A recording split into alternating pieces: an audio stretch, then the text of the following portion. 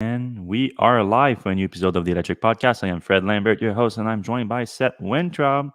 How are you doing this week, Seth? I'm good. Don't have COVID. Yes, he just took a test live in front of me, sticking sticks up his nose. It was very elegant. Loved it. Yes, good way to start the podcast. All right. This podcast, by the way, I'm sorry if I haven't start like that, but it's sponsored by Aventon. And Aventon's award-winning Pace 500 and 350 set a standard for upright cruiser e-bikes with new upgrades and design feature. Check out the full lineup at Aventon's website, and we're going to have a little bit more to say about them later on the show. Um, Big show this week. Of course, Tesla's earnings. So we're going to dive into that and all the little pieces, little nuggets of news that came out of the shareholders letter and the conference call that came after it. A lot of 4680 stuff. I think like half of the question by the analyst was like 4680. What's happening? What's happening? Then we're gonna talk a little bit more about some weird Tesla news that came out yesterday. There was two weird pieces of Tesla news that came out over the last 24 hours. Then Chevy Blazer recently revealed, and then Seth just came back from Germany and he tested out the Mercedes Drive Pilot, the level 3 version of the autonomy system from Mercedes, and he's gonna give you guys a little bit review about that. All right, let's jump into the Tesla earnings first. So the Wall Street was expecting 16.5 billion in revenue and 181 per share of earnings. I actually thought that like the Wall Street's expectation was pretty high because that's like a very mild quarter over quarter decrease, despite Tesla basically delivering 50,000 fewer cars in the prior quarter because of of course, the Gigafactory shutdown, Gigafactory Shanghai, and 50,000 fewer units than the last quarter, which obviously was the record, but they basically missed out on like 100,000 units that more that they should have delivered that quarter.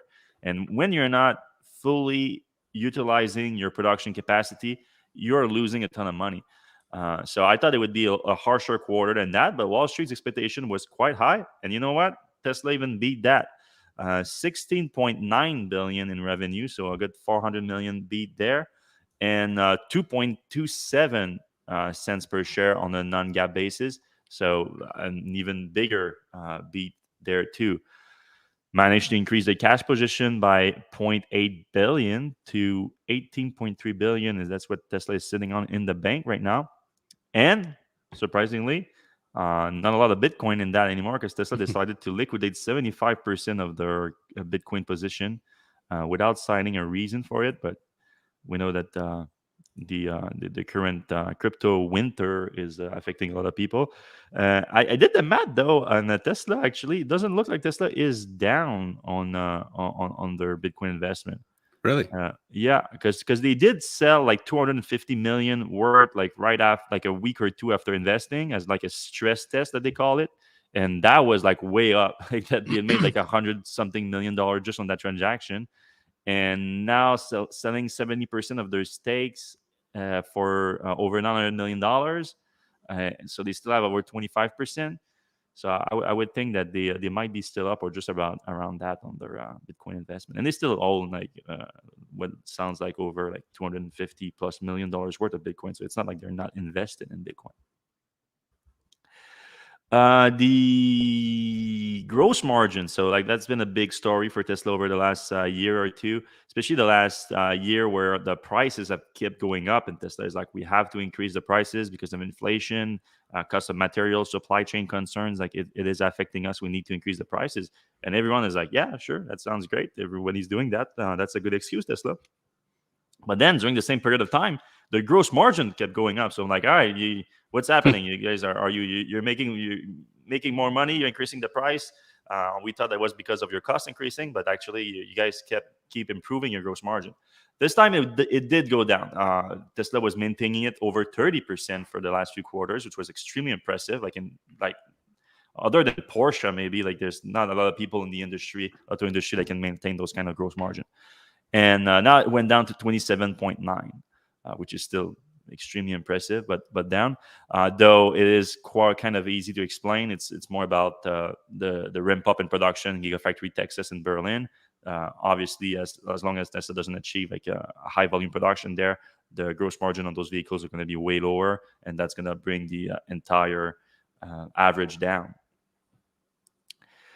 All right. Speaking of the production, there, the one of the biggest story I think that came out of the earnings is the new production capacity that Tesla reported. So they do this nice little charts every quarter, and they update it, and it gives us the installed annual capacity. So it's not the current production rate, like other like supply chain issues might prevent them or just certain bottlenecks could prevent them from fully utilizing the capacity, but they have that installed, and if everything goes well, they can produce that. So Model S and X in Fremont haven't changed 100,000 units, and that's high because I don't think they have achieved that, especially with Model X. I've had a lot of issues ramping back up production of Model X with the new refresh. So this is installed, but they're not achieving that. Model 3, Model Y in Fremont went from 500,000 to 550,000, had 50,000 capacity in Fremont, which if anyone has seen Fremont these days, that's quite an achievement because that thing is packed. So being able to squeeze out 10% more Model 3, Model Ys from there is impressive. Then Berlin, last quarter, Tesla was only reported an early ramp in Berlin. Now they are reporting more than 250,000 vehicle capacity there. So that's what is that? That's 5,000 a week. No, little. Yeah, 5,000 a week, I think. What is my map? What's Sounds my map? possible. 250,000 divided by 52, basically. Yeah, that's roughly 5,000 units a week. Of course, they're not achieving that right now, but they have the capacity deployed, and if they ramp up, they can achieve that. Same thing for Texas. Though we know the thing with Texas, like they did switch to 2170 cells. That's the reason why they've been able to ramp up a lot over the last few weeks. And then Shanghai, massive increase in Shanghai, going from 450,000 units to 750,000 capacity deployed. So this is a massive electric vehicle factory. So if you do add them all up together, where is it set? 2 million? I don't know. Yeah, you're pretty close. 1.9 million annual capacity deployed right now. Pretty good. Yeah, and that's going to go up by the end of the year, most likely, with Berlin and Texas going up. Again, I think Tesla is aiming for Berlin and Texas to have about an exit rate of 5,000 units by the end of the year, but the installed capacity is going to have increased by then too. And with Cybertrucks coming next year in Texas, that's going to also increase. They had it also. There used to be future products. Now it's called Robotaxi and others. So we know that the Robotaxi is apparently going to be in production as soon as next year. So that's what Elon is saying. Sort of official. Yeah, a little bit more official, let's say. Speaking of Robotaxi, the full self-driving beta got some data released through the earnings report. 35 million miles driven on full self-driving beta so far. Tesla released this neat little chart that show how it increased. You can see that before, before September and October last year, which is when the beta went much larger to closer to 100,000 people in it. Before that, it was always only like the Twitter super fan that Elon greenlit for the program and a few other people, and of course the internal beta. So it really over the whole year, the full first year of FSD beta, there was not that much total knowledge accumulated, but obviously with the adding like over 90,000 people to it over the last 6 months or so, that thing shoot up, and you can see that most recently that it went up too, and that's me right there. That's when I got it. This little I was gonna say, good news. I'm at 95. Hey, 95. Like keep it up. Yeah, because we went to Montreal. You know how every time I leave my house, like I get the warnings. So like I'm losing points every time but we were gone for 2 weeks. And you did a lot of highway mileage. Autopilot.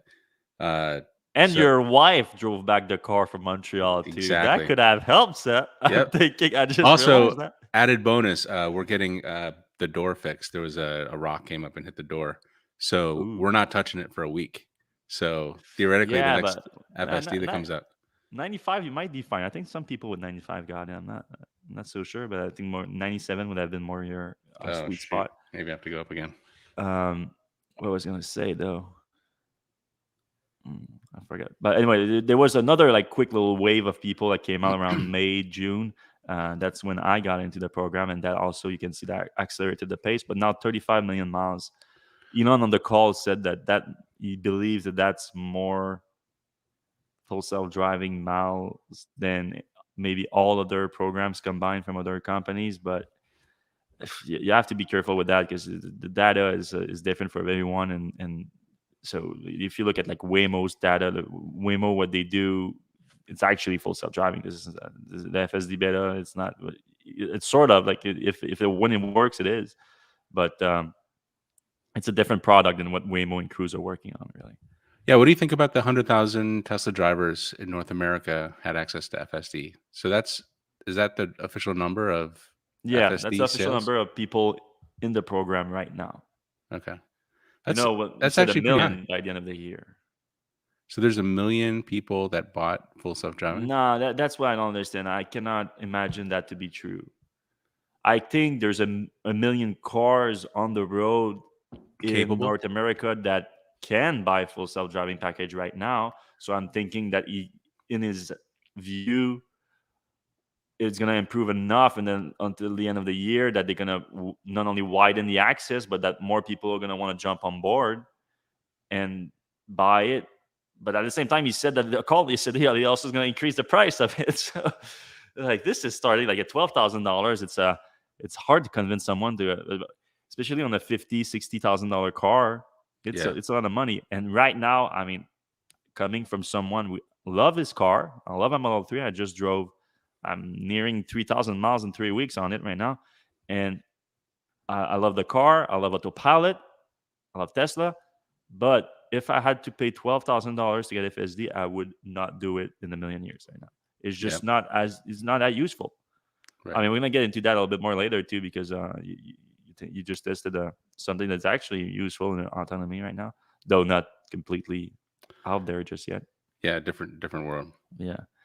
All right, like I said, the 4680 thing that came out like just nonstop during the call. Everyone was asking what's happening with 4680 because, and with good reason that people were asking for it, because there's a lot of concern at this time for the 4680 because Tesla was supposed to bring it to production this year. Well, they have for being producing it, but the new Model Y in Berlin and Texas was supposed to be using the 4680, and it's supposed to be a big deal, not just because of the cell itself and the improvement that it brings, but because of the structural battery pack architecture that it enables.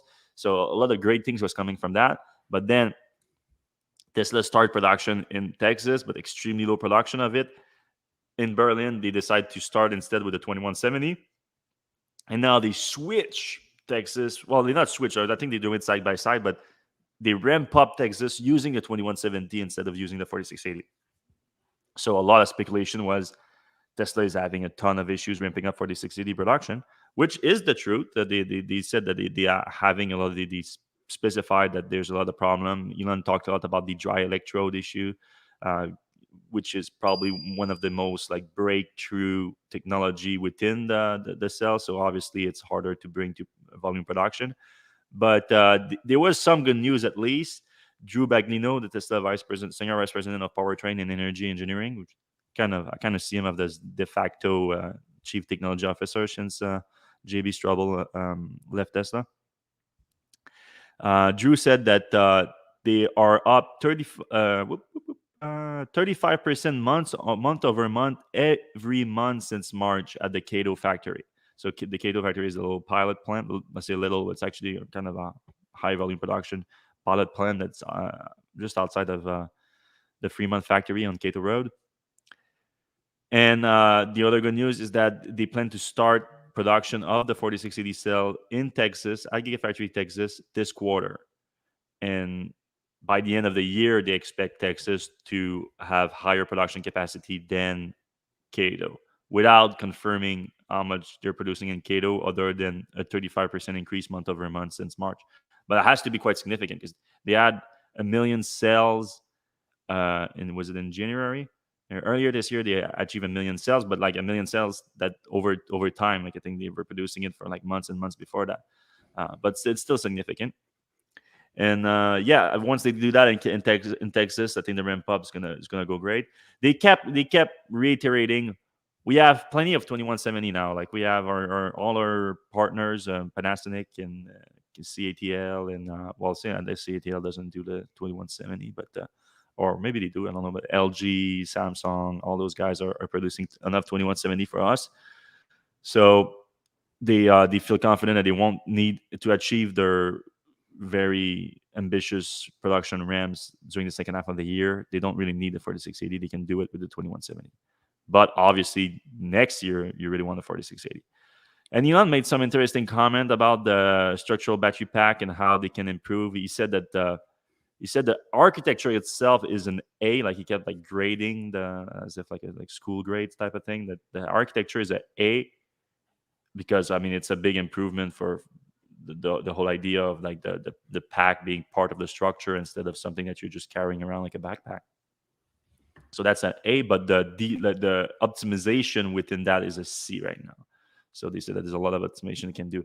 But we want about that. Like a lot of people were like, oh, do I want the Model Y coming out of Gigafactory Texas right now? Or do I want to wait for a more refined version? And I think that the latter starts to be more appealing. Yep. All right, the last thing I want to discuss as part of the earnings is the Tesla Energy division that had a great quarter, though we kind of Electrek obtained the numbers before everyone, and we kind of knew that was coming. That they achieved record solar deployment in the residential solar panel market, which is the vast majority of the installation. And now that we have the final number, we can get a kind of a good idea of the difference because it was just over 70 megawatt residential U.S. solar deployed in Q2, and Tesla reported 106 kilowatt, megawatt deployed of solar. So we know that there's a 30 something percent of the deployment that's not residential US solar. So either outside of the US or most likely commercial. And I think a lot of that might just be on Tesla's own facilities like the Gigafactory Texas. Yeah, just filling that one roof is probably like a third of the year. Yeah, and it grew a lot. Like we just saw pictures of it. Tesla released a new picture of the roof, and it filled out a lot. Like this might not look like as a percentage of the roof, it doesn't look like much, but the place, I mean, you've been there, said it's so huge that like if I were to just make a guess right now, there might be like 20 megawatts on that roof already. Yeah, just around the S and the L is like couple huge buildings, normal buildings. And they want to fill the whole thing now. So now they're just doing the letter first so that they can spell it out Tesla, but the whole thing's going to fill other than the letters. Yeah, it'll be cool. Yeah, I don't know how much it's going to be total. I know that they were aiming for 70 megawatts, I think, on the Gigafactory Nevada, but that never really came to fruition. All right, so yeah, there's the solar did great. Energy storage also did great, 1.13 gigawatt hour, and Tesla did note that they're having supply issues. Elon also said, like for example, like Powerwall, like they're starving the chips for Powerwalls in order to keep them from other products. So Powerwalls always get the shaft; they're always the lowest on the totem pole. Yeah, that's they used to use out when the batteries were low. Now the chips. Yeah, there's a lot about it. I mean, you remember a few weeks ago we saw there's someone that flew a drone over Gigafactory Nevada, and there was hundreds and hundreds of mega packs outside of the factory, and people were all saying like, "Oh, this is great. Tesla is having another like giant project that they're gonna ship out soon." But I didn't note in our article, we don't know if those are ready to ship. They might be accumulating there because they might be waiting for some things like maybe like their computers in theirs because there's a computer in each one. Maybe they just don't have that yet. Yeah. The only thing that wasn't great from the report when it comes to Tesla Energy is no mention whatsoever of solar roof, just none whatsoever. And we did in our report prior to the earnings about Tesla Solar division doing great when it comes to solar panel. It did extremely poorly when it comes to solar roof. If I remember correctly, just two megawatts or something like that. 2 megawatts were deployed during the whole quarter, and yeah, at the same time, we also had another news that came out of that is that Tesla was stopping scheduling for solar roof installation in most markets in the U.S. this week. So this is solar roof is just not doing great right now. Some third-party solar installers were like, we're not stopping. So it sounds like Tesla does have the supply to, or maybe they just had some inventory for those people. But yeah, it's not great right now. You know what's weird is the people who actually get them done, and it does take longer than a typical solar roof, but the people who get them done are really, like, usually pretty happy with the product.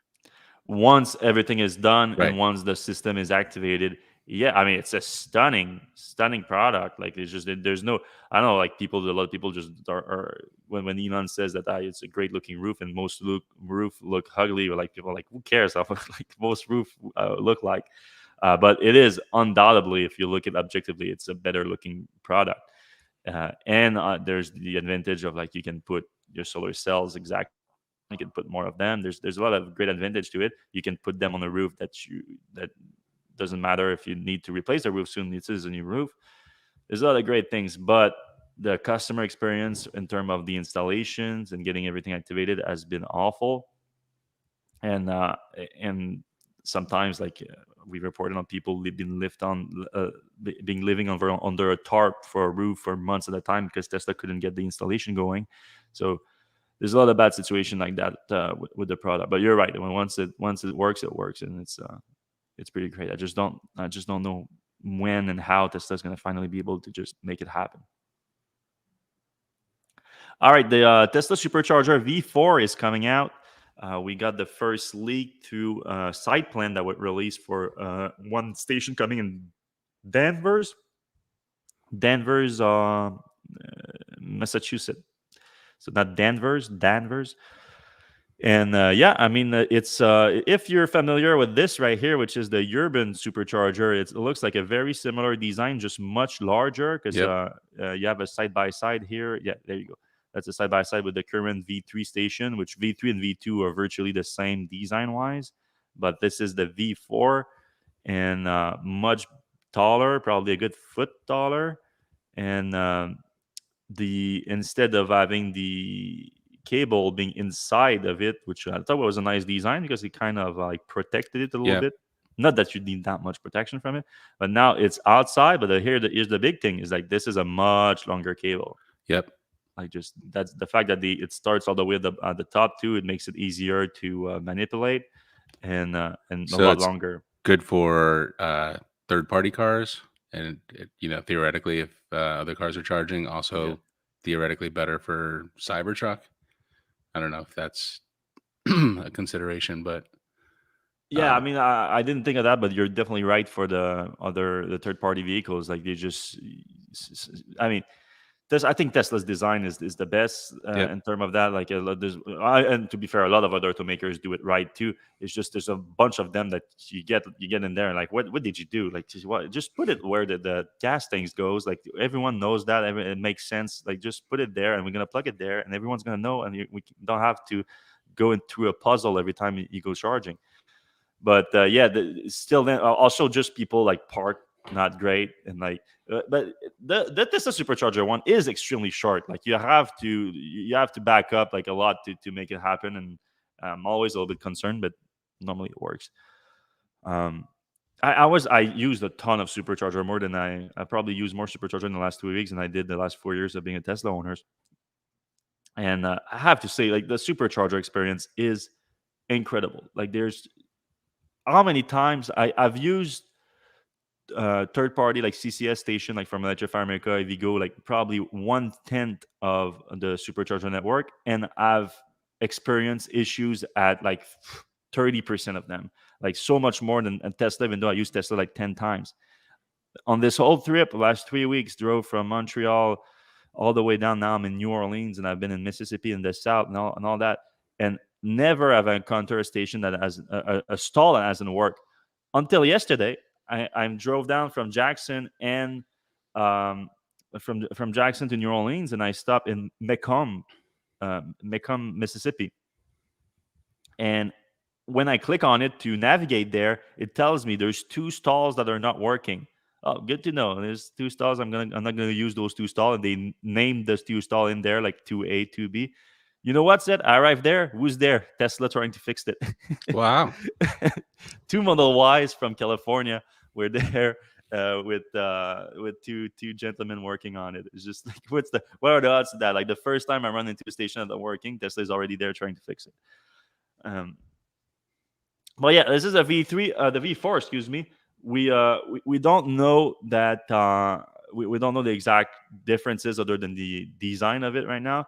But of course, the CCS integration we expect to be part of it, whether it's a dual cable, whether it's an adapter, whatever integration is going to be, that's going to be part of it. And we know that Tesla lately has been talking about a higher charge rate, 300 to 350 has been the what they've been talking about over the last few earnings calls. So we expect a little bump on that too, though obviously that's like depends on what the car can take and what's the actual curve of the charging session. We have two more little stories about Tesla here, and I see there's already questions about them in the comments because they are weird ones. They're not. They came out yesterday, and a lot of people are like, "What's happening here?" The first one is about Omed Afshar. We'll call it Omed if he doesn't mind. Yeah. And I think that's what he's mostly known for anyway around Tesla. And we've known of Omed for a while now because he's kind of Elon Musk's chief of staff. For a long time, Elon had Sam Teller, who was his chief of staff for both Tesla and SpaceX. He was just always around Elon, and he was just managing his office of the CEO. But he went away in 2019. And Omed sort of filled in, though it looks like it's mostly for Tesla, and his role is director of the office of the CEO for Tesla. Though I'm sure he does things for SpaceX every now and again. But yeah, he lately also he's been credited by Elon himself, like in this picture, for leading the construction project for Tesla Gigafactory Texas, and he's also known as being like the go-between between a lot of Elon's direct reports. If Elon is not like he's too busy, like they will report to Omed, and then Omed will report back to Elon. So he's a very important person, obviously, for Elon, and he has been for the last few years. And now he's reportedly about to get fired, according to a report from Bloomberg. A very strange report because he's getting fired over some special glass. So there was a purchase order made by Omed with Tesla's the finance by Tesla's supply chain, the purchasing department, for some kind of construction material that's only been described as special glass. We don't know what's special about it, but apparently it's something that's hard to get. And obviously, Tesla being Tesla, it's easier for them to get it because they're a huge company. And the purchase was flagged for some reason by the finance department as potentially being for personal use. And we don't know much so far, but according to the Bloomberg report, some people have already been fired over the situation through the investigation for that purchase. So my understanding here is probably like some of those employees being fired are talking to Bloomberg, if I would have to guess, and they're not happy about it. I would have to guess, because it sounds like Tesla might be throwing some people under the bus, in order not to go too high on this, because right now the suspicion apparently is that the order is for Elon, but for personal use, and Omed placed the order, and now according to the Bloomberg report, they say that Omed is likely going to be put on a leave of absence and is going to be fully terminated later on, which for people that don't understand here, like the impact is like when you have a company, any company, and especially not like a big public company, yeah, you're not supposed to use any kind of company resources, not even funds. Okay, any type of company resources for personal use is a big no-no, and so even if it's the CEO who owns the company, like where owns 20% of the company, if you cannot do that.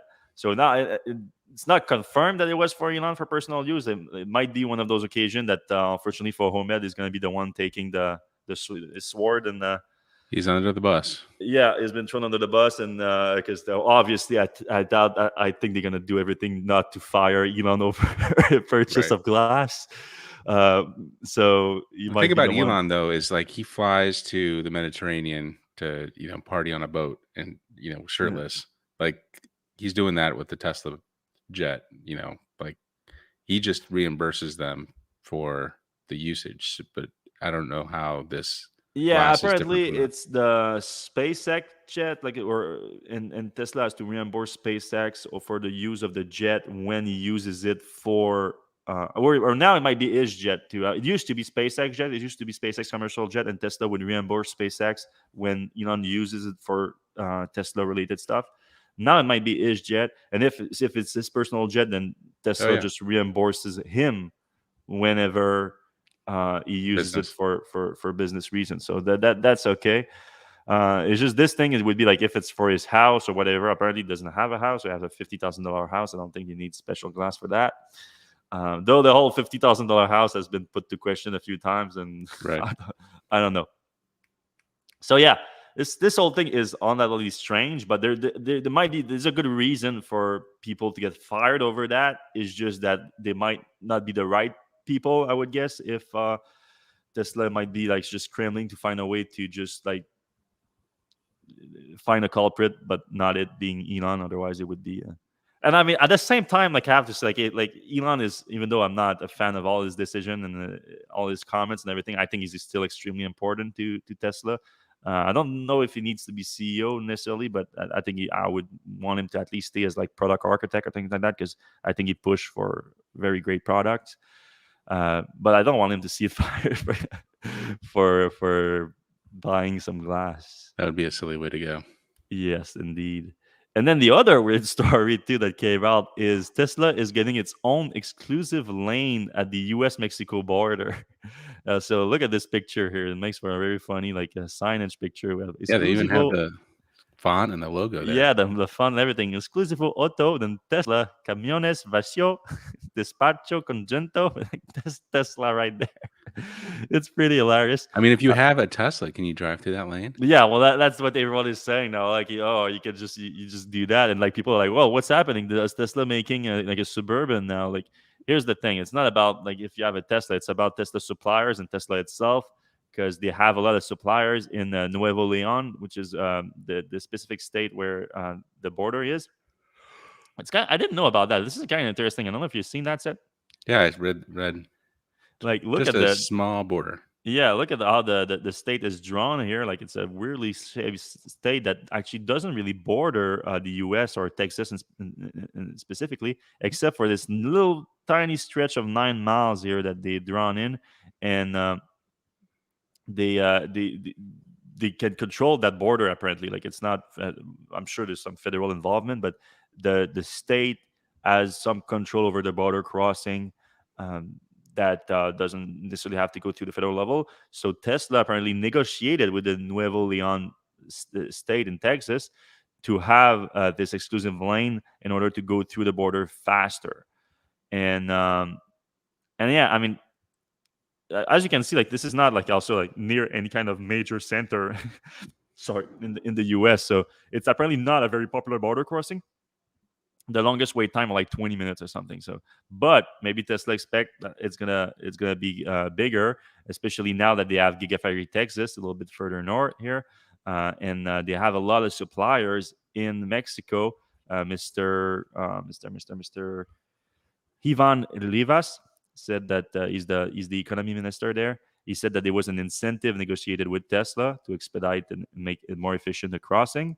And Mr. Rivas confirmed that Tesla has at least six suppliers here in or there in Nuevo Leon, including Inflex Corp, Quanta Computer. Sorry, I don't know what this crazy sounds here. I don't know if it's thunder or whatever. I'm just in brand new Airbnb that I just arrived, so it still sounded weird to me. I think it's thunder though. It just got super dark here out of nowhere. Um, yeah, Quanta Computer, so very important to expedite any kind of shipment of computer chip. I think that's what Quanta does. Faurecia, which is a giant automotive supplier, ZF, also giant automotive supplier, and APG Mexico, which I think is a glass supplier. Maybe that's where the special glass is coming from. Interesting. But what's something that wasn't mentioned in the report from Bloomberg that I think is worth mentioning, because this is a kind of a big deal if it's just like to make your suppliers a little bit like save them a few minutes, is that Elon did mention earlier this year that Tesla is looking at sites in Mexico for a new factory. Because if you remember, I reported on this meeting that Tesla had internally, where one of the employee asked, "Where is going to be the new factory in the U.S.?" And then Elon corrected her. He said, "Actually, the new factory we're looking at site in North America, so Canada and Mexico." And obviously, me being Canadian, I kind of laser focus myself on Canada. I'm like, yeah, that sounds like it could be a nice factory from Tesla in Canada. But obviously, when he corrected her, it made it sound mostly that the next factory might not be in the US, but might be in either Canada or Mexico. And if Tesla is going as far as like negotiating exclusive lanes at border crossing in Mexico, sounds like you could maybe have a factory there. And Nuevo Leon is widely recognized as like a big pro automotive manufacturing state. All right, before we get into the non-Tesla news, I think, Seth, you have a few good words to say about our sponsor, Aventon. All right. Yeah. This week's Electrek podcast is sponsored by Aventon Electric Bikes. Aventon offers premium e-bikes and accessories at a great value. Adventure delivered direct to your front door. The company offers a wide range of electric bicycles armed with powerful e-bike motor that goes up to 28 miles per hour. That includes its award-winning next-gen Pace 500 and 350 that set new standard for upright cruiser e-bikes with their latest feature and design upgrades. The next-gen Pace 500 has an improved battery that is now fully integrated into the frame, along with integrated rear brake lights and headlight. Available in various sizes and colors, you'll find a step-through frame option on the new models. You can check out the new Aventon Pace 500 and 350 on the company's website, Aventon.com. That's Aventon.com. Thanks, Aventon, for sponsoring the Electrek Show. Yes, thank you, Aventon. All right, we have a few more news items to discuss, and then we're going to jump into the comment section. So if you guys have any questions for us, you can put them in the comment section right now when I get to it in about 15, 20 minutes. First news item I want to discuss now is the Chevy Blazer EV that was unveiled this week. So we knew it was coming. We had seen a few teaser image and everything, but now we have the full design and all the specs that our friends at GM released. Here's the full vehicle. Well, we kind of have seen that already, but we have a few of the colors here. It is, I mean, as far as it goes from the design, I think it's near perfect for a vehicle of that kind of price range, which is $45,000 to $66,000. So not a luxury vehicle, but like higher hand of the mid range market. It's a very good looking car for that. Like I think they did their due diligence, and you can see still the same design accent as you see in the Bolt EV and EUV, but upgraded in my opinion. I agree. Like this one in particular. I like that color. I kind of like the red. Last one here. Yeah, these air. I mean, it's not air intake. It would be air outtake. Probably it's from the front wheel. It looks pretty cool. I think it's just a design thing because the charger port's actually right there. Oh, that's right. That's right. You're right. All right. Here's some of the few trims. So you have the 1LT and the 2LT, both 19-inch wheels, forward wheel drive. What? Okay, no. So yeah, forward wheel drive, and then you have for the 2LT, you can add the option on the all-wheel drive. Then the range for the 1LT, you have the smaller battery pack, giving you 247 miles of range. You go up to 290 miles, 93 miles of range with the 2LT, and those are pretty close in price. 45,000 for the 1LT and 47,600 for the 2LT. Though I don't know how much it costs to add the all-wheel drive version. Do we have that? Maybe not. I think the first one coming out is the SS, and that's going to have the 22-inch wheels and the all-wheel drive. Well, this one comes standard with the all-wheel drive, so you have the dual motor right away. 22-inch wheels, that's pretty big for a car that size. Yeah. 290 miles of range, but start at $66,000. Yeah, and then it's pretty quick too. I think it's going to have like 0 to 60 time under 4 seconds. Oh yeah, because there's the two motors are not small. They have 557 horsepower, so That's significant. And then in between that, you have the RS on 21-inch wheel. This one, you have the option of forward-wheel drive, all-wheel drive, or all-wheel drive. So that's interesting. And this one gives you the longest range. Do I assume it's dependent on what option you're gonna choose there? I would assume that the uh, rear-wheel drive will give you the longest Yeah, I think so. range Yeah. at 220 miles. And this one, $52,000, so a lot cheaper than the SS. The SS is like kind of a fully equipped sport version You of know, it. it's kind of weird. I don't think I've ever heard of a car that is offered in front wheel drive, rear wheel drive, or all wheel drive. I was thinking that too, and I was thinking of another example. And you can have the option of like rear wheel drive or front wheel drive when it comes to Tesla, but not to have only the front motor, basically. Yeah, they don't have only the front motor, and it's kind of weird. Sorry for the sound here. Like it's just raining like a tropical rainstorm right now. So I can hear the feedback in my headphones. No, it's So actually not so bad. Although yeah. if your internet goes out, we'll know why. Yeah. It's thunder right now, but also like just tropical rain coming down. All right. Here's a little bit better look at the car. Yeah, it is quite okay. There you see it, but yeah, I don't know. I think there's also like a kind of a hair flow thing Yeah, underneath here because it's just too big for just the charge port. But the whole thing moves. It's wild. nice Yeah, big nice sunroof. sunroof. Yeah, giant sunroof. Ooh, the red interior is. Ooh, I like that. I like that. I actually have a red Bolt EUV at the moment for testing, and it kind of reminds me of this. Although the interior is nothing like that. So, are you seeing that the interior is red too? No, it's not. It's just black. Okay. But the outside looks similar. Yeah, no, I've seen the red UV. Yeah, it's good looking outside. All right, 11.5 kilowatt level 2 charging, 190 kilowatt DC fast charging. They say Solid. 70. Yeah, that's solid. But 78 miles of range in 10 minutes. That's not kind of figure that I like to. Doesn't mean much really, because when do you get those 78 miles in 10 minutes? Like, is it when you're at zero? Like this? It's probably when they're at zero Yeah. or just above that. So a few feature, you have some choreographed wall cup and waterway animation for the LED exterior. You have Super Cruise, hands-free driving available. Other ADSS features like reverse automatic braking and advanced park assist. Monochromatic appearance for the LT trims. The RS features a black grille. Oh, did we see that? The SS has a unique front grille with the two-tone color scheme. So we saw that earlier. Front lighting on the RSS and the RS and SS convey the state of charge of. Oh, that's cool. Kind of a Rivian, I think, does that, right? They were going to do that, and now they decided not to. Okay. I mean, you always want to check your app anyways instead of checking your front lights. Tailgate can open hands-free when the key fob is recognized by the sensor at the rear. Hands-free start. The driver simply pushes the brake pedal. That's nice. That I like. That I like a lot.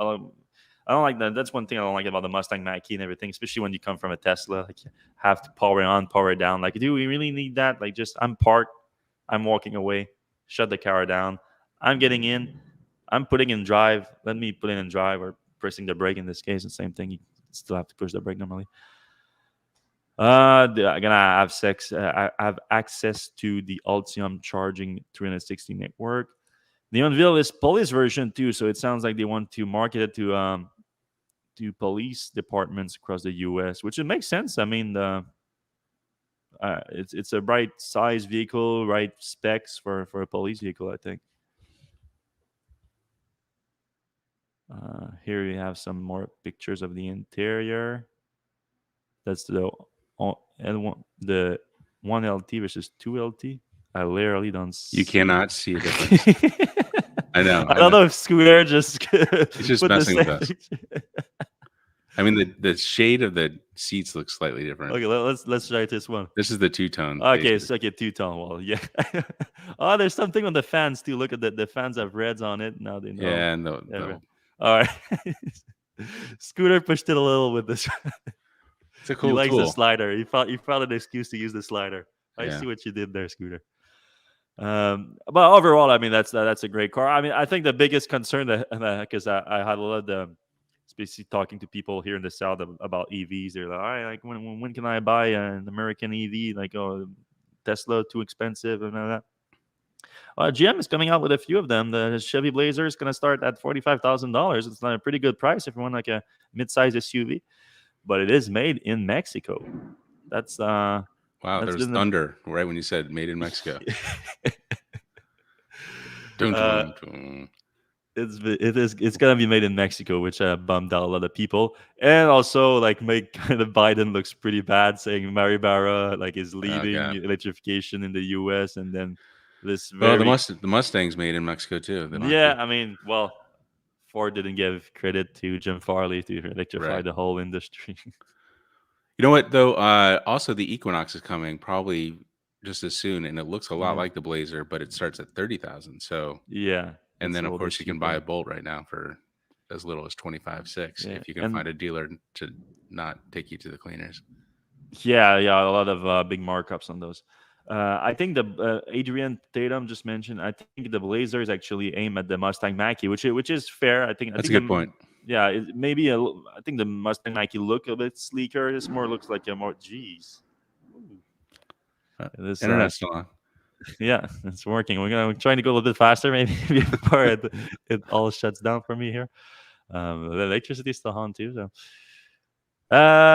yeah. Speaking of Ford had the big EV reckoning this week. They confirmed that they're gonna cut 8,000 jobs related to internal combustion production, internal combustion production vehicle, the production of internal combustion vehicle. There you go. I got it out, and to focus back on electrification of their lineup, which I think is unfortunately the right thing to do. Like I know that no one likes to see job cuts and things like that, but when you are a giant automaker where most of your business is related to internal combustion engine, you're gonna have to have those massive restructuring in order to survive. There's just no way around it. I hope that some of those people can find jobs in electric vehicle manufacturing instead, Yeah, and that would be the goal here. But just as that was announced, Ford also announced. Geez, this one was close, real close. Um, and my neighbors are like partying outside. It's so strange, and it's just that's very pouring New rain. Orleans. Yeah.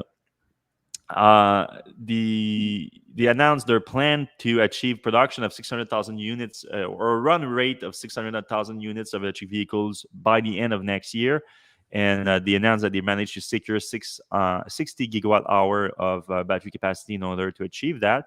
So that was interesting. So first of all, they break down these 600,000 units with 270,000 Mustang Mach-E, 150,000 Transit EV, and 150,000 Ford F-450 Lightning, which we already knew about, and 30,000 units of this new mid-size SUV for the European market. And that's going to be built on VW's platform, right? MEB, Yeah. MEB platform. Yeah, that sounds like it. Yeah, it's gonna be basically probably like an ID4 type of vehicle, but with Ford plates, Ford badging. And yeah, the how they managed to secure 60 gigawatt hour of battery cell, they're gonna move to LFPs, to lithium iron phosphate, like Tesla did 2 years ago.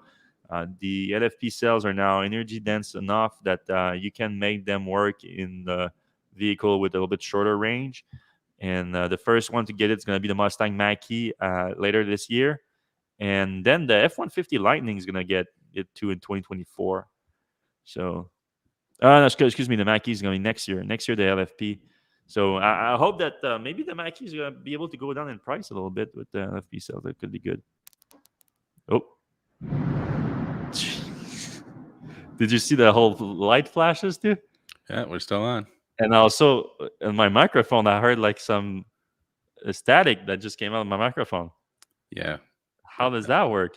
I don't know. But I mean that lightning and thunder were like real close, real close. All right. Yeah, they released also like a bunch of deals that they made with a ton of different mining companies to secure nickel and lithium and manganese and all that. So a few of them are gonna be in North America, Yeah. and of course they have the Blue Oval SK, the company, the We had Vale in part. Canada.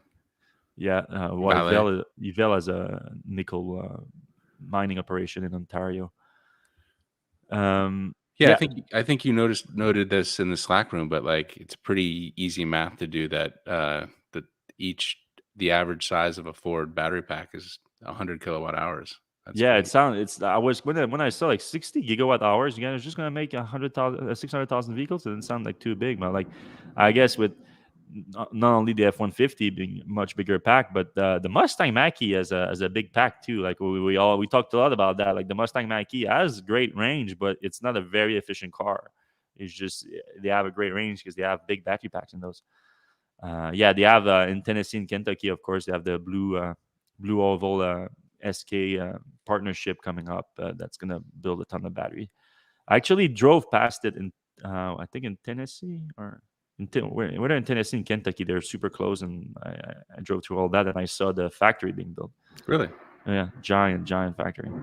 nice. They're still just at the concrete exterior wall, though they're not very far along. Um. All right, let's talk about a little bit about the drive pilot set. What did you think of it? Yeah, so this is one of the nice things about the job is Mercedes flew me out to Germany, put us up in a very nice hotel, and let us go. Well, so there's two other things coming out. One is the EQ B review. So we got to drive around the EQB, and I'll have that review next week. And then we also got to drive the EQXX prototype, which is super cool, and we get to talk about that later as well. But while we were at I can't even pronounce this name, Imag something.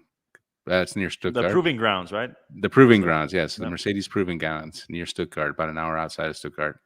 Um, they put together this really interesting program where we're on their roads. It's like, but they had like 30 cars that were all doing choreographed things. And you can see in the That's what video. we're watching right now. If you're listening, only that's what we're watching. Yeah, so there'd be like 3 lanes. It felt like a normal highway situation, and then like one car would swerve in front of us, or one car would just hit the brakes, or a cop car would come out, or They had a cop car too. yeah, they had a fake cop car. They had a semi. It was very strange because it felt like if you squint a little bit, it felt like you were in a regular highway situation. Yeah.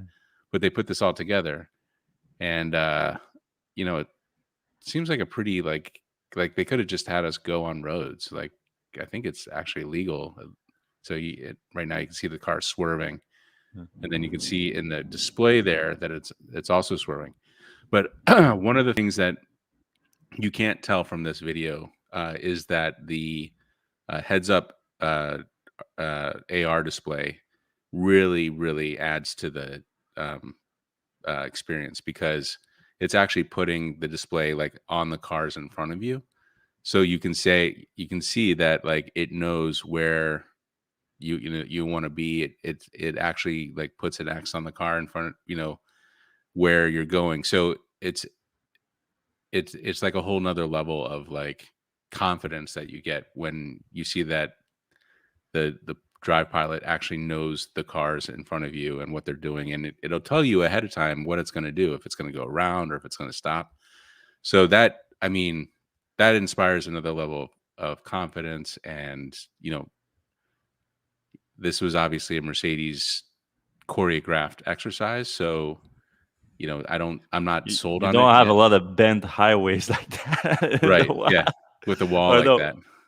what do you call it? You even call those a bent highway? Hey, wait a minute. What is the guy showing right now on They this? have so Mercedes has video games. They're not quite Oh, as that's right. That's right. That's right. they're What not kind of as video game you exciting playing? as Tesla, but he's like, "Hey, let's play a video game." And I was like, "All right," because I'm filming with my right hand, so I Yeah, can't yeah. like You don't look comfortable right now the way you're no. doing. And like, why? Like, let's just watch a video or something. But the point is that um, It's you don't have level to, three.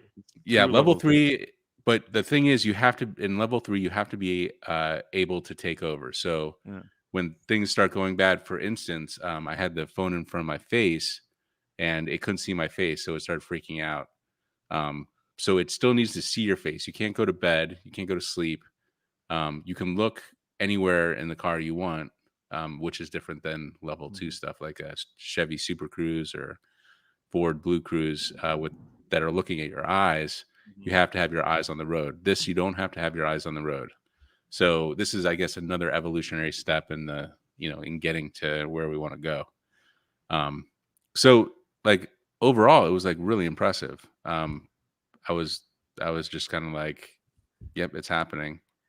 And Mercedes, I think, is a little bit less, or they're more conservative on what they'll promise, and they seem pretty confident Compared that to who, says that? yes, compared to Tesla, uh, or even any of the other startups, or Yeah, Cruise and Waymo have also been a bit yeah. ambitious at times.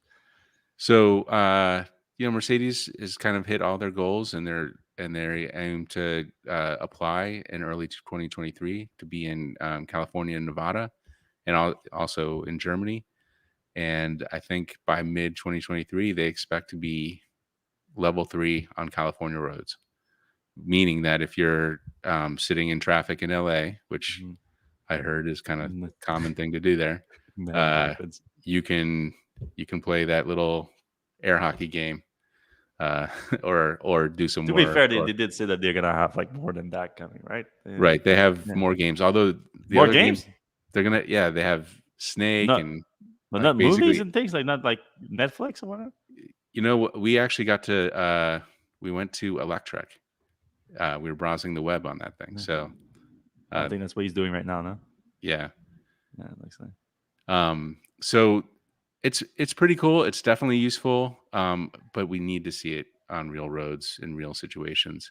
Yeah, we I were can't. talking a little bit before the show, and I was saying like, yeah, this looks great and everything, but even though I'm not the biggest fan of full self driving beta, it would work also super well in those control situation. I would think. Yeah, and this is with a huge wall on the left as well. Yeah, But this has all been choreographed. Like they didn't yeah. come into this. There you go. Like Yeah, let's be Electrek. honest. Yeah, we browsed to Electric on the center's console screen, and theoretically that other screen you could watch videos on. Yeah. So you can have like a two screen thing. The web browser is not terribly good, but it's fine. Yeah, the I'm sure ads they are can not showing up, which is not good for us. yeah. Um, yeah, and then I picked an EQS. There was another Yeah. S class internal combustion engine guy Mhm. running the same track as me. It's the interior of the EQS is phenomenal. Like it's super Yeah. comfortable, really nice interior. So I think this car is going to be for people shopping for $130,000 uh, fast sedan. This is going to be up there with the Model S And the Lucid. and the Lucid for sure. Yeah, Uh, no, very impressed. All right, should we jump into the comment section? yeah, we have a lot of good comments today, so let's get in there. All right, first comment and something we should definitely talk about. Thoughts on Dice leaving VW today?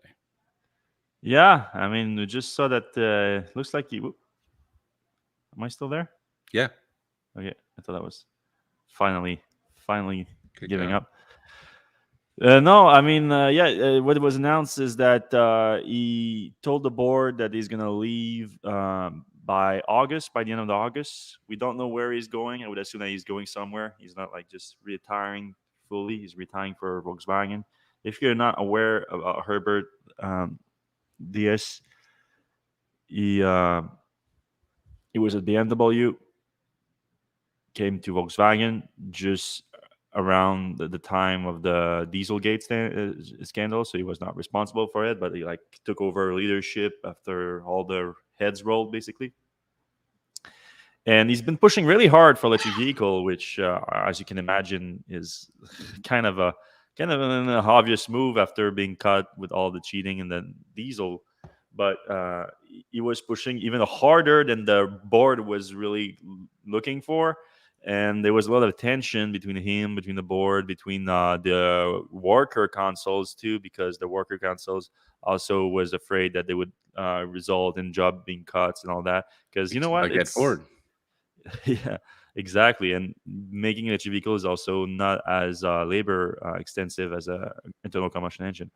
So yeah, he went away.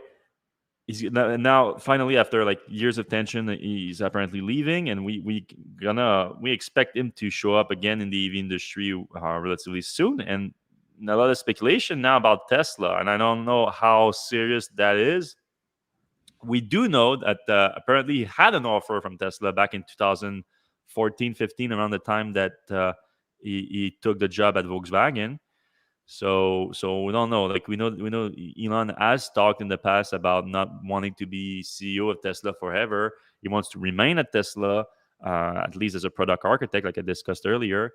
Also, now I think he's allowed to become chairman of the board again. I think his little slap on the wrist from the SEC is done, and he would not that Robin Denholm is not doing a good job and everything, but she could go back as just being a regular board member, and Elon could take over as chairman, so he would still be influential that way through voting his shares, and also remain at the company as a product architect and push more for innovations and new product. And having a guy like Herbert being just a veteran, high level executive in the auto industry, and someone that's obviously a lot less controversial than Elon, leading the company could have its impact, and also could just free up Elon to do other crazy things that turn out to work sometimes, and are a lot of people said won't happen, and it works. So I don't know, but we don't know how serious that much of a real possibility that is. I mean, it is kind of weird that Herbert and Elon have kept up their like friendly relationship on Twitter, like Yeah. taking pictures together. Like it kind of feels like maybe this had been planned for a while or something. If it does come, it'll look like this was planned for a while. But we Yeah, don't know. you're right that they kept in touch. They're both are very complementary of each other, so it might be just completely like just normal, like they just both respect their each other. But yeah, it's not certainly common within the industry to have that kind of relationship, and we do have serious the reports about him having an offer from Tesla in 2015 or something like that. Looks serious. It looks like it was true. So Yeah, real possibility. And also, if you're CEO of Volkswagen, where do you go from there? Like, unless he's right. being pushed out, like we don't know if he's being pushed out, like that could be. But if he's leaving of his own volition, where do you go from there? Like Toyota? I mean, but actually, Yeah, I would probably prefer him. Like if Toyota would actually, hire that would him, be pretty good. yeah, I would be more excited about that, because like he would be pushing for Toyota to accelerate their EV plan, and we know, God knows, he didn't need that. The last So non-Japanese CEO to run a Japanese car maker had to leave Japan in a Trello case, though. So maybe that's good not the point. best. Maybe Good that's not. point. Maybe that's not the best place. Yeah, yeah. All right, let's move on. Donald Cooper asks, says, haven't had time to watch you guys in a while. Any news on the Cyber Quad? Oh Uh, boy, the I don't Radio think that's Flyer a one? yeah. That's not a very high priority, I think, for Tesla. I know it's exciting though. I would if there was anything about it, I would jump on it, Donald. They should just Also, outsource it to Radio Flyer. Just tell them to but make the one. yeah, that's the thing too. Also, like on the Tesla does great products, and I'm sure they're gonna, if they finally do it, it's gonna be nice. But the an ATV, electrifying an ATV is the kind of thing that you already make it so much better when you're electrifying. Just like the jet ski with Tiger that I try, like it's just already so much better. And I don't know how much you would need a Tesla to do it. There's not that many options out there. There are a few of them, but they are like closer to like toy version than an actual like useful ATV. But funny enough, where I live in Shawinigan in Quebec, there's a company right now called Teron, Theron, and they're making I don't remember the name of the. I think it's the Reaver. If I don't, I need to go check them out soon, because they're literally like 10 minutes away from where I live, and they have a few prototypes, I think, and they are planning to start a few like beta program deliveries soon to actual customers to test them in the wild. And this is a legit like electric ATV developed to be electric from the ground up. So there's gonna be other option when it comes to ATV. Maybe not look as sexy as the Cyber Quad, but still. All right, Uh, let's see. Moving on, Joel Sapp, what is the total capacity of Giga Austin roof? And then a follow up there. One YouTuber thought it was something like 375 megawatts. Wow. That would be Uh, big. I mean, I'm maybe. I never did the math, Joel, so Yeah, I would. you can find out pretty easily by Yeah, just getting the area of the roof and yeah, then what a typical solar panel watts per yeah. foot or whatever square foot. All right, Anthony Archer, power walls are batteries from used cars. I don't think that's true. Used cars are in high demand. All right, so that's not true. Yeah, that's not accurate. Joel Sapp, my wife is in Stowe. Any suggestions where you can go other than Ben and Jerry's? A little off topic, but go to Butler's Pantry. You'll be all right Yeah. there. All Have you right. been to Ben and Jerry's though? I've been once. It's awesome. Yeah, they're great. There's one in Manchester I love. All right. The Jose says, what's the story about Tesla exec? Oh, we talked about that. Well, Purchase that special glass. yeah, You go back a we- little bit. yeah. I think we went into it. Then Sierra Vermont corrects power walls are not most certainly not batteries taken from used cars. And Herbert Dice going Tesla. We talked about that. Oh, that was crazy. Yes. The Tesla sign at the border was faked. Do we know if No, that's? I think he thought that it was fake. And it Okay. was not. It's a legit picture. That I think the picture was sent by the border agent. It's not. That's crazy. All right. I thought this was funny. My haircut lady, who is from Vietnam, all right, it's starting out good, told me about 6 times not to buy anything from VinFast when we were discussing EVs. Interesting. Well, it does have an interesting history. I think it's literally like a noodle company that you grew like how the control into a bunch of different things, and now they're doing EVs. Doesn't mean that they're gonna make bad EVs, but Yeah. Yeah. you're gonna have to test them out. I, you might take that woman's advice. I don't know. Yeah, I don't know. David Canada, will Rivian or other EV trucks have a coactor near the trailer hitch to allow trailers like upcoming Airstream to power the truck for longer drives? Well, I don't know if they're gonna have that, but you do have Airstream and other trailer manufacturer working on self-powered trailers. So you have a battery pack in the trailer, and you have an electric motor in the. Well, I guess it would be useful to have some kind of connectivity between the two, obviously. But And I think you you would can. also need the vehicle to be able to charge while driving if you're going to do that. No, but it's not about charging the vehicle. It's about the trailer powering itself enough to remove some of the towing necessity, like the pulling necessity from the vehicle. Yeah, So I mean there's a that's what drive the unit. Airstream has, and that's Yeah. cool. But I think he says upcoming Airstream to power the truck for longer drives. But that it is Yeah. the same result basically. So that's what also like the startup that the former Tesla employees, like they are still in stealth mode, but they're slowly coming out. I don't remember we did the reporting on them, but we do have a reblog on it on Electrek. You can check them out. I forget the name now, but they are developing that, just a trailer that the idea is like, all right, you have a 300-mile SUV, but you have a trailer behind, it becomes 150 miles SUV. But if you have a 300-mile SUV and the trailer powers itself on the road, then you still have a 300-mile SUV with a trailer. Yeah, that's going to be a pretty cool area to keep an eye on. I love that Airstream. Like they were kind of driving that thing around. It's pretty cool. Oh, and they parked it too. Like you can literally like drop the hitch and then just park it itself. Like it's pretty cool. All right, Adrian Tatum, the Cadillac Celestiq looks fantastic. Obviously, the targets are Rolls-Royce and Bentley. Oh, Do yeah. either of you know when these two British/German brands will introduce their all-electric models? They both have unveiled things that are supposed to come out, but a lot of it has been delayed a little bit. And so Rolls Royce is BMW, and we know BMW has had some issues with the rollout of the vehicle. It's very more so in the last year or two that things are starting, even more so in the last year that things started to ramp up a little bit with the i4 and the iNext, or now the iX, I guess. And Bentley is Volkswagen, I think. Is it? Yeah, I think so. Yeah, I don't know about Bentley as much, but I do remember them unveiling something. Wait, one of Yeah, them is BMW, I think. Maybe it's... no, Rolls Royce is BMW. Oh, yeah, that's right. Okay. Yeah, they're coming. All the super luxury. Maybe the Cadillac will be the only one for a while. That'll be good for them. Yeah.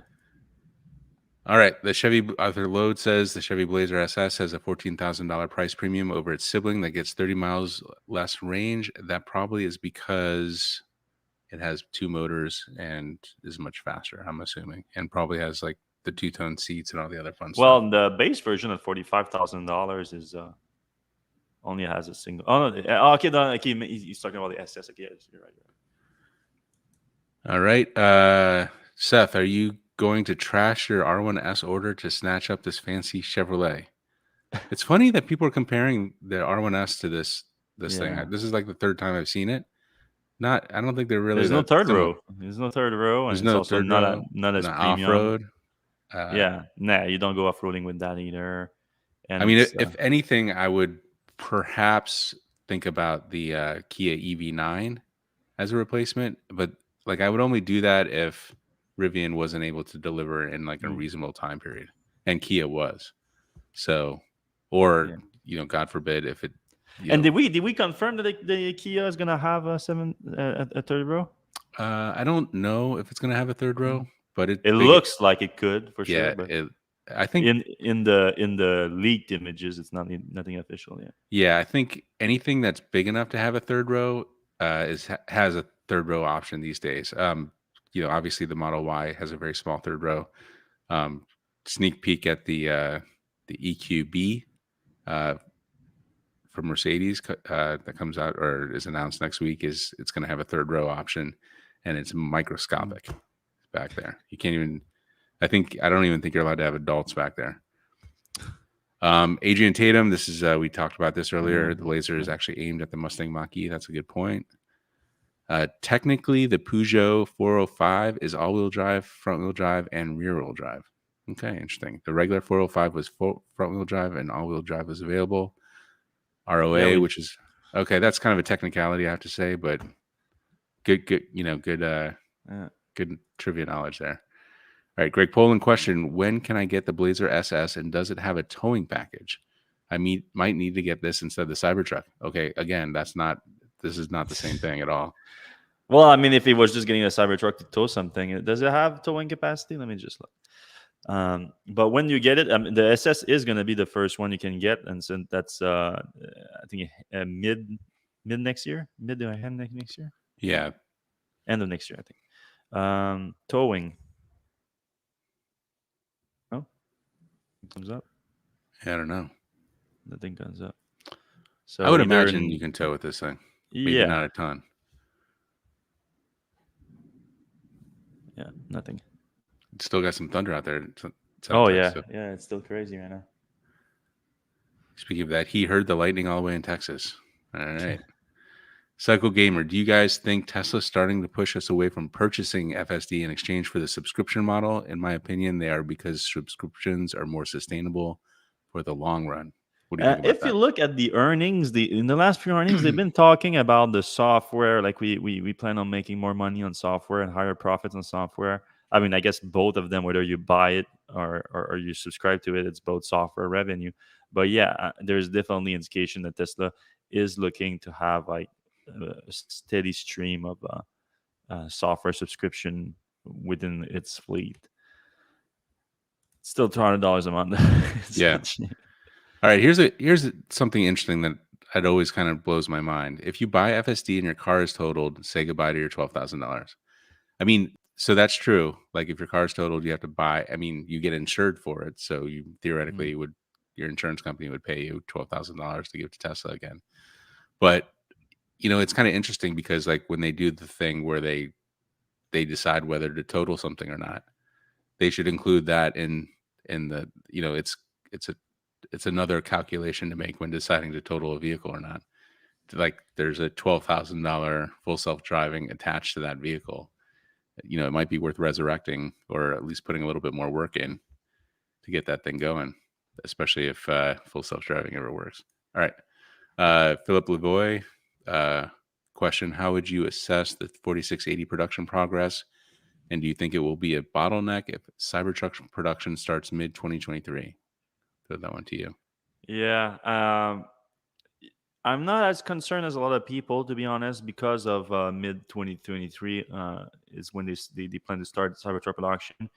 If they do stick mostly to the current timeline, which is again starting production in Texas this quarter, ramping up higher than Cato by the end of the year, that should probably like start to cover pretty much all of Model Y ramp up, and then start to ramp up from there to Cybertruck capacity.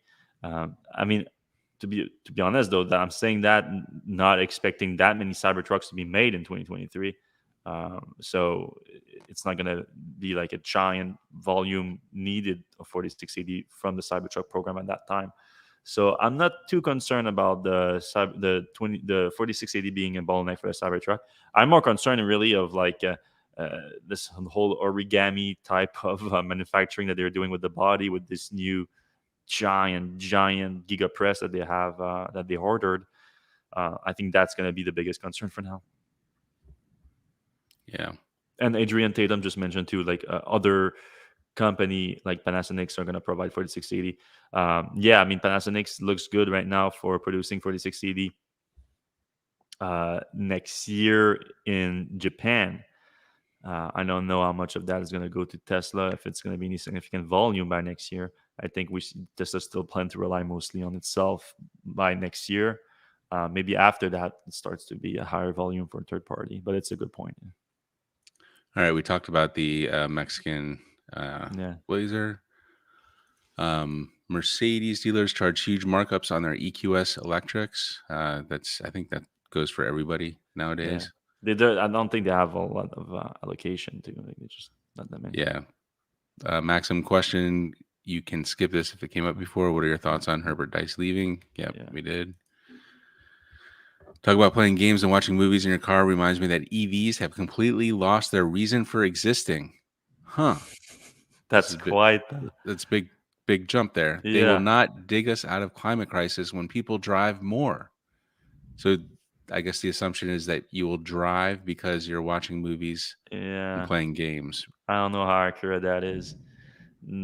By saying that, I mean I don't think it is accurate at all. Yeah, I don't. And also driving more, like I certainly drive more in my EV than I do in my if I had a gasoline car, because just I feel better doing that in my EV.